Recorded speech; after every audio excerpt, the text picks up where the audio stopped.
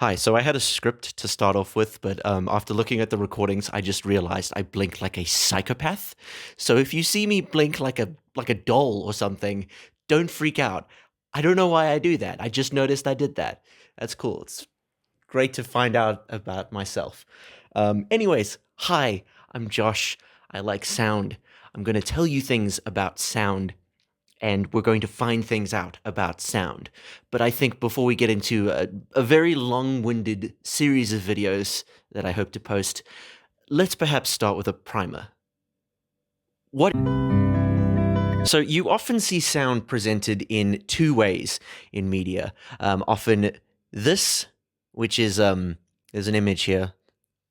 Editor Josh, please put an image here. And you'll see this. This is sort of pulsy looking things. You'll see them coming off of like radio towers in old cartoons or whatever the hell Aquaman was doing to those fish.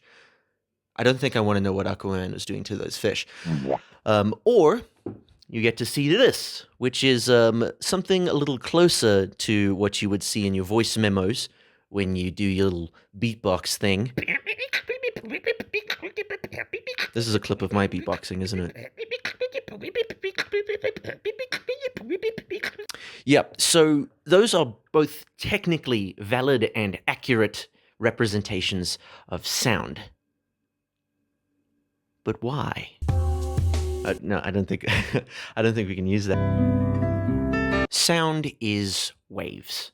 And no, not the Actually, yeah, you know what? We can use ocean waves as a starting point. Waves are not so much a physical object as they are a force moving through a medium. And in the case of ocean waves, which is what we'll be using as our example, the medium is water.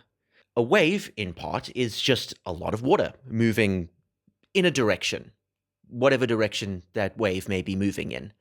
And after the wave passes by you or crashes straight into you violently, there isn't that much water afterwards. Now, that difference between the peak of the wave and the valley of the wave, some people call that low part of the wave a trough, like the things that animals eat and drink out of. I'm bourgeois scum, so I'm not going to use that. That is a wave. So now that we've got the basic shape of a wave down, now we can take a look at how sound moves. I think the easiest and objectively coolest way to understand how sound moves through air, because sound moving through air is how we'll hear most sound anyway, is to look at an explosion. On the screen. Don't tap dance in a minefield. You'll see that when an explosion happens, there's a sort of visible sphere around it that expands faster than the smoke and the debris coming off of the explosion and all of that deadly shrapnel. And you'll find that when that ripple reaches the camera, you hear the explosion. That is a sound wave. Pretty much. If we're going to get technical, and I will get technical a lot, it is technically a pressure wave. Well, past a certain point, it's a pressure wave, because past a certain point, it pops your eardrums. But we're going to use that as a very extreme, blown-up, pun intended, picture of a sound wave. On a smaller and quieter scale, and with more intelligible sounds, and I'm going to get a little sciencey here for a sec, so just bear with me. If you were to put on a graph how much air particles were in the air at every bit of distance away from where the voice or the sound came from, you would find that it made what looked like a sine wave. And that's because it is. It's because it is. So now we can graph sound, and this graphed sound, if we zoom out of it a little, is my voice. Hi. Hello. A quick word definition before we continue. Don't worry, it will be quick. The word is oscillate.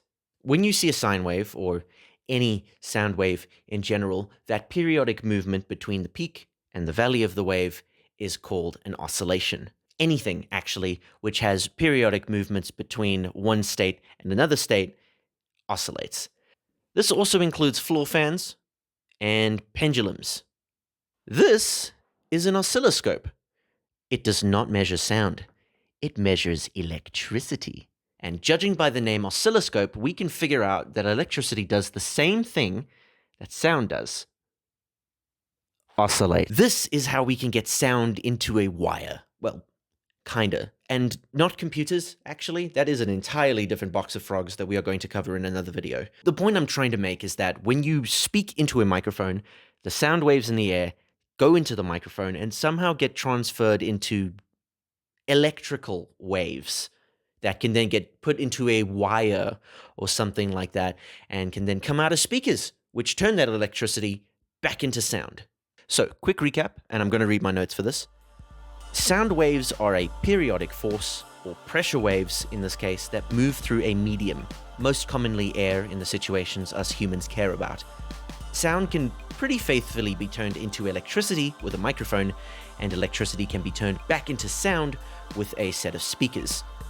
We'll learn more about that in the next video, as well as how to get these angry lightning pixies into your computer or other digital device. In the meantime, like and subscribe, I guess. I don't know. It's kind of cringe to say that now. Like and subscribe. It's a pretty cool microphone.